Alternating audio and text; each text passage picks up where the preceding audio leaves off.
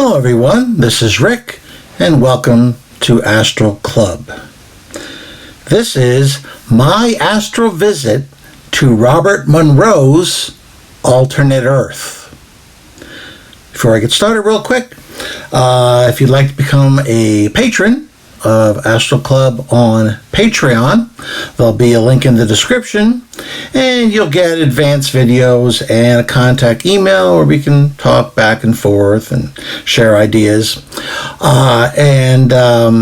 Kate Benet is our newest patron, who is an Astral Scout. So thanks to Kate and everyone else in our patron family on Patreon. You have heard me talk numerous times about a book that changed my life. When I was 11 years old, I had been astral projecting for as long as I could remember, way back to when I was a babe in a crib. And I hid it for years, because once I grew old enough, 5-6 years old, I heard my parents talking about possibly taking me to a psychologist. I would get some, crap from kids I told on the neighborhood, so I hid it. I thought that perhaps there was something wrong with me. I still did it because I enjoyed it, but I thought I was the only one who did it, and I had to hide it because maybe it was some sort of a secret mental illness. And what little I knew about that subject as I got older, certainly at 11 years old, I'd seen movies with guys in straitjackets who were raving and they put it in white padded cells, and I pretty much knew I didn't want to do that. But I was curious, and so whenever my family would go to the mall, I'd head over to the bookstore. And it was usually Barnes & Noble or Walden Books or something like that. And I would go right to the occult section, which is what they called the New Age section back in the old days.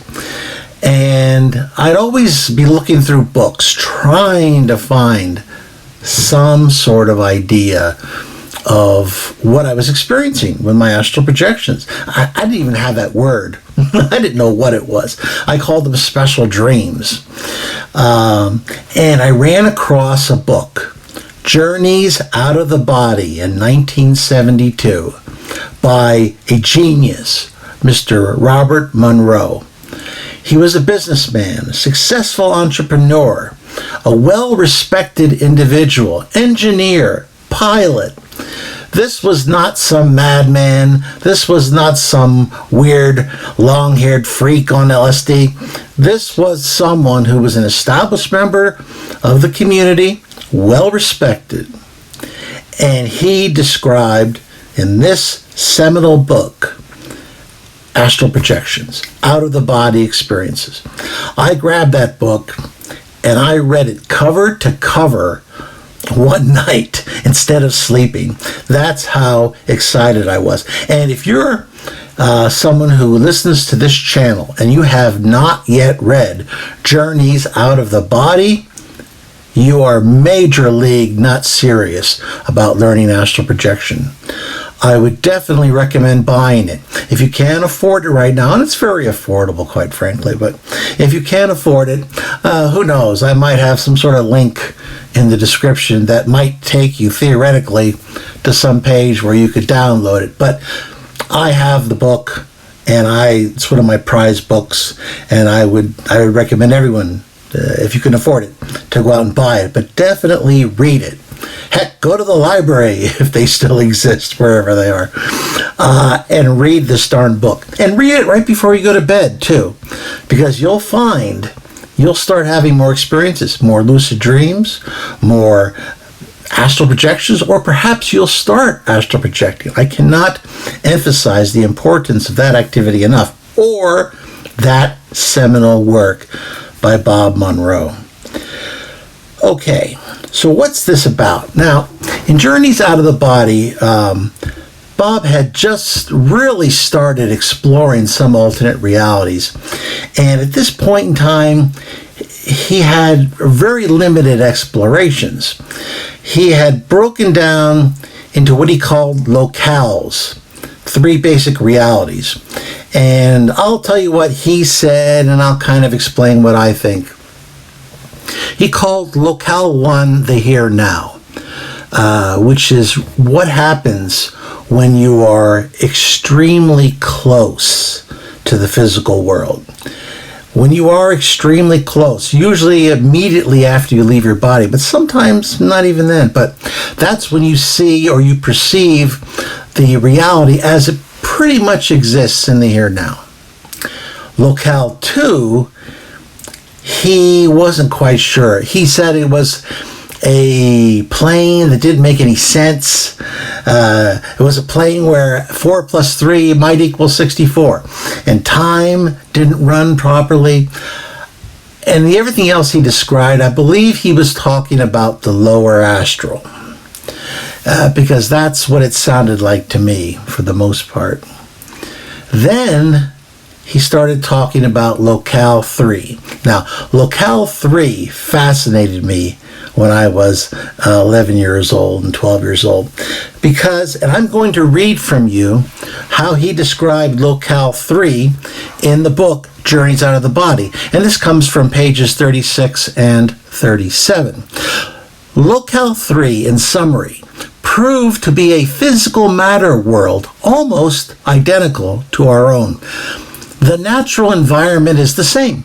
There are trees, houses, cities, people, artifacts, and all appearances of a reasonably civilized society. There are homes, families, businesses, and people work for a living. There are roads on which vehicles travel. There are railroads and trains. Now for the almost. At first, the thought was that Locale 3 was no more than some part of our world that was unknown to me and those others concerned. It had all the appearances of being so. However, more careful study showed that it can be neither the present nor the past of our physical matter world. The scientific development is inconsistent. There are no electrical devices. Electricity, electromagnetics, and anything so related are non-existent. No electric lights, telephones, radios, television, or electric power. No internal combustion, gasoline, or oil were found as power sources. Yet mechanical power is used. Careful examination on one of the locomotives that pulled a string of old-fashioned looking passenger cars showed it to be driven by a steam engine. The cars appeared to be made of wood, the locomotive of metal, but of a different shape than our now obsolete types. The track gauge was smaller than our standard track spacing and smaller than our narrow gauge mountain railways. There's more, but that gives you the guts of what he saw with Locale 3. Now, he wasn't quite sure what to make of it. Now, I believe through my experiences, and I've detailed some of them here, some of them I haven't, but for instance, that alternate Earth I saw where they had that nuclear war in 1983, that is a parallel dimension where things went differently. I believe Locale 3 is also a parallel Earth. After I read this, I tried to get there. It took me about 6 months, and I finally believe that I got there. I was standing on top of a mountain, looking down on this very wide road, and I saw this odd car that looked like something that I would build, and I'm not mechanical. And it was very wide, and it was made of wood with some metal on it, and it was belching white smoke. I remember writing in my journal that it looked like a steamboat on wheels. It was creeping along 10, 15 miles an hour, very slowly. And then I got pulled back to my body. I was never able to get back to that locale again. Now, I have some theories about that. I happen to believe that the planes are moving, and that at different times we can access various alternate parallel dimensions based on where we are right now. But since everything's moving constantly, others come into play, other dimensions, and then others move outside of where we can reach them. And much like Alice in Wonderland, you can't get there from here. I finally was able to get back there again because I had a burning question. I didn't understand what kind of parallel dimension could seem so much like us, but no electricity? I couldn't conceive of why that would be. And it was something that puzzled me. It was one of the things that really made me want to go back there and try to interact. Now, I found when I traveled there, I could not interact with the people. And Monroe couldn't either at first. He ended up eventually finding a version of himself there, and then he went into his body and operated in it for a period of time, much like I did when I visited that future space base.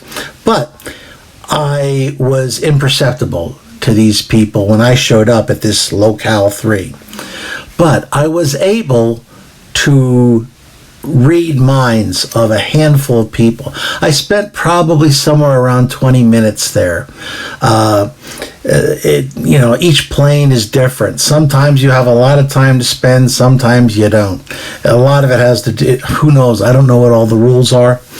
But when it comes to parallel dimensions, anything's possible. So I was able to read a handful of minds. Now, I don't have a complete alternate history, because I imagine you grab a handful of Americans and pump them for history knowledge. You're going to have a wide grab bag there. I love history. I know a lot about history because I've read a lot about it.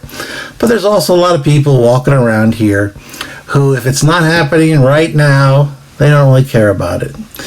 So, but I was able to get a certain amount of information to answer this question.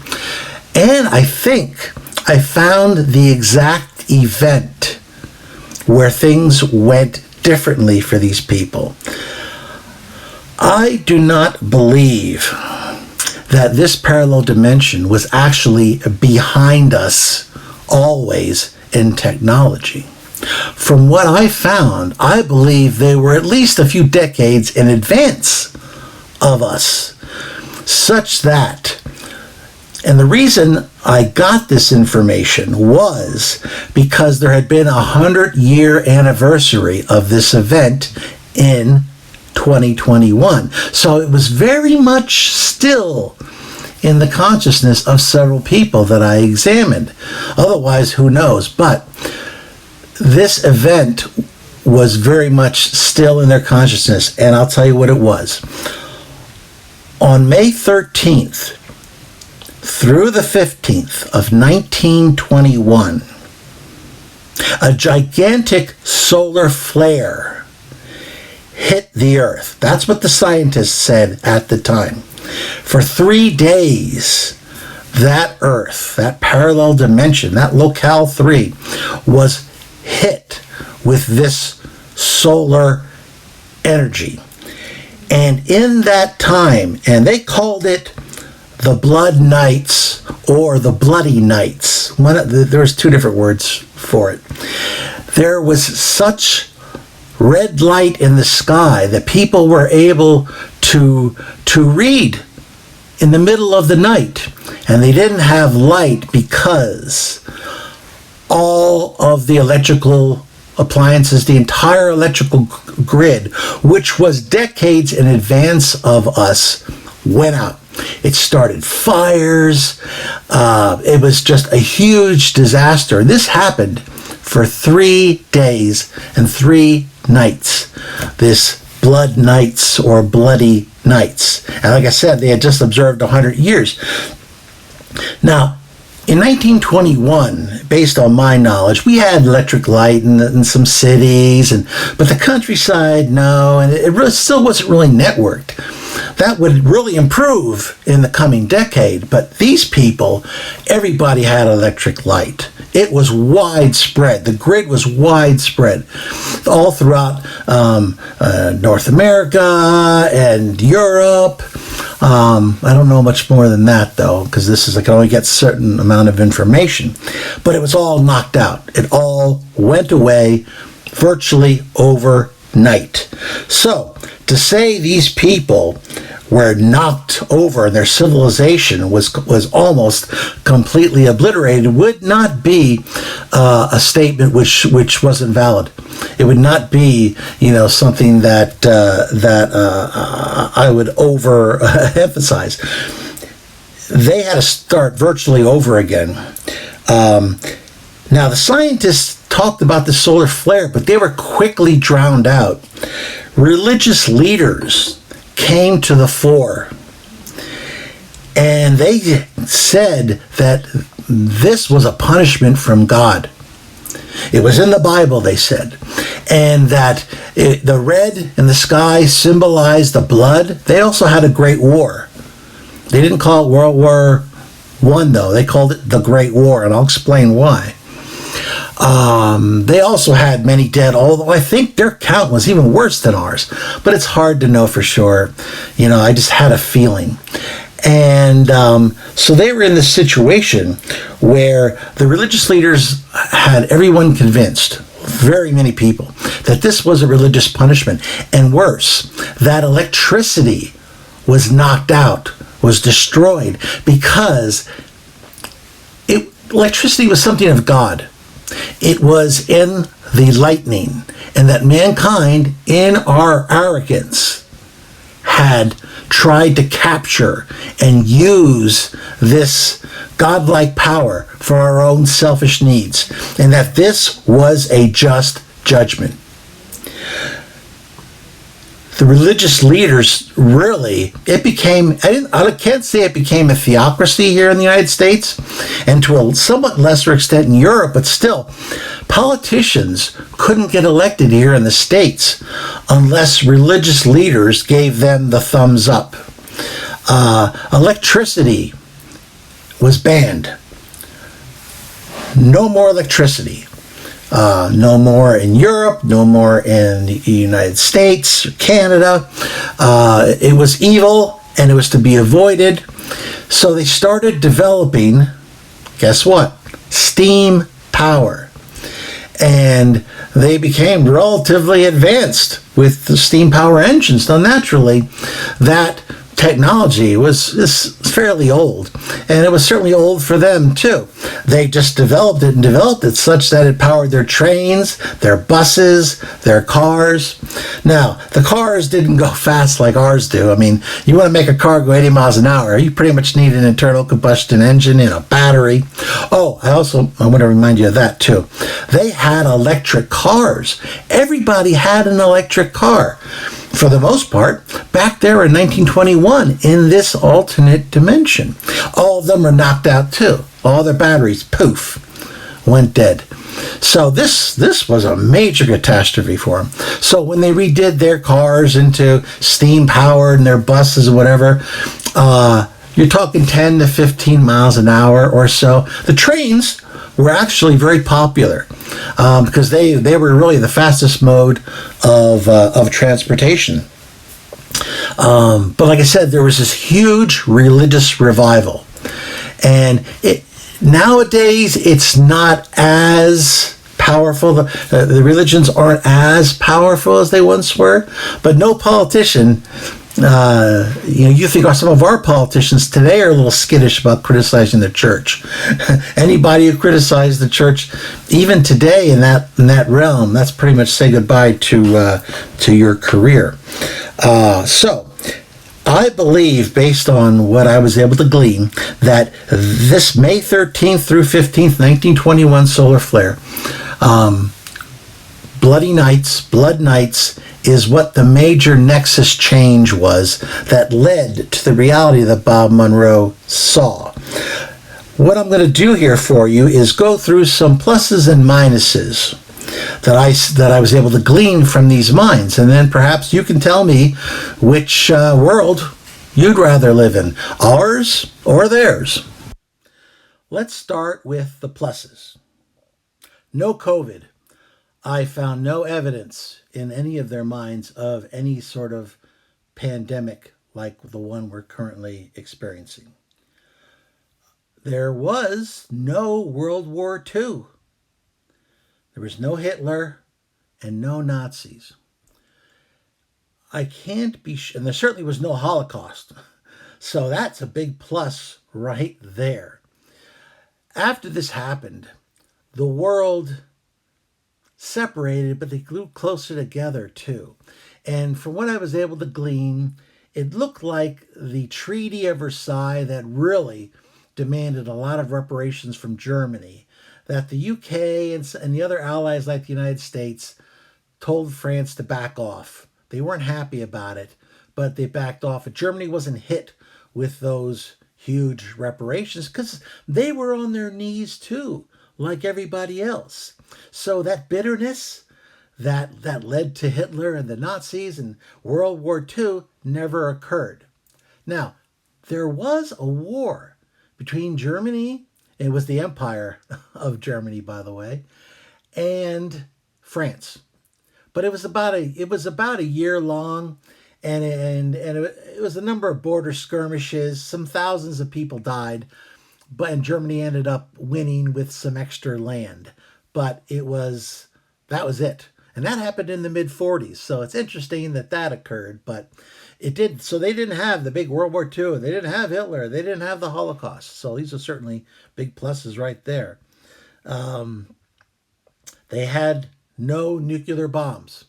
They didn't live under the threat of annihilation, of universal annihilation. They did not have nuclear energy, nuclear bombs, nothing. And they had public supported free buses. Trains were fairly inexpensive. They were still using gold and silver coins. They had notes, paper money too, but they were still using gold and silver coins. They never got away from it like we eventually did. Okay, those are the pluses. Now let's talk about some of the minuses here when it comes to our world versus theirs. They had no jets or airplanes. They still used Zeppelin airships. And by the way, I didn't detect any sort of knowledge about the Hindenburg. There was never a disaster like that. So they still used airships. And that was the only form of air travel. There was nothing else. As I said, all steam-powered cars, trains, and boats. Most people lived in cities. And then there was the farmers. That was about it. There was no suburbs that developed in that world. Or at least if they had developed, they fell apart after the world fell apart, after the solar flares, the bloody nights. So you had people in the cities and you had some farmers in the country. And that was about it. No suburbs. They had no computers, no internet, no phones, no satellites, no rockets, no trips to the moon. Their health care was more primitive than ours. I didn't detect any knowledge about antibiotics. And they seem to be very big on homeopathy and chiropractic medicine. At least the minds that I scanned, that's what they were thinking about. So these are some of the differences that I was able to grab. A couple other ones which you can put in the plus or minus category based on your own theories and opinions and philosophies and politics. There was no state of Israel. On a map that I saw one person's mind, it was marked Greater Arabia. That's it. No Israel, which makes sense. No Holocaust. That was a big impetus for the state of Israel. Without that, and there was no thoughts of global warming. Now, I don't know whether they weren't experiencing it or whether they just weren't aware of it. Now, if they're not using all these power sources, they may not be experiencing global warming. Then again, without satellites and all the rest of that, they may not even be able to detect it. I don't know. All I know is I didn't get any thoughts of any kind of environmental change when I scanned those mines. Well, that was my visit to Robert Monroe's Locale III, Alternate Earth. It was a big success for me. It was a long-term goal that I've had since I was 12. I had questions in my mind for all those decades that I think I finally got answers to. If you have any questions or comments, please leave them. Like I said, I've told you all that I know. I don't have an entire alternate history because I was only able to scan a handful of mines, and it's a grab bag in those situations. Let me know, where would you like to live? Would you rather live in Locale 3 without electricity or phones or anything, but no threat of nuclear annihilation and possibly no global changes? Or would you rather live in our world with, possible threats of global warming or nuclear annihilation or global warming? Or World War III. Who knows? We got pluses and minuses too. I guess it's just a matter of what you guys think, and I'd love to know what you think. Locale 3 or our world. And as I said, I really recommend reading Journeys Out of the Body and buy the book. If not, look in the description. You might find something there. Okay, I want to thank you. And as always, I'm Rick, and I will see you on the astral plane.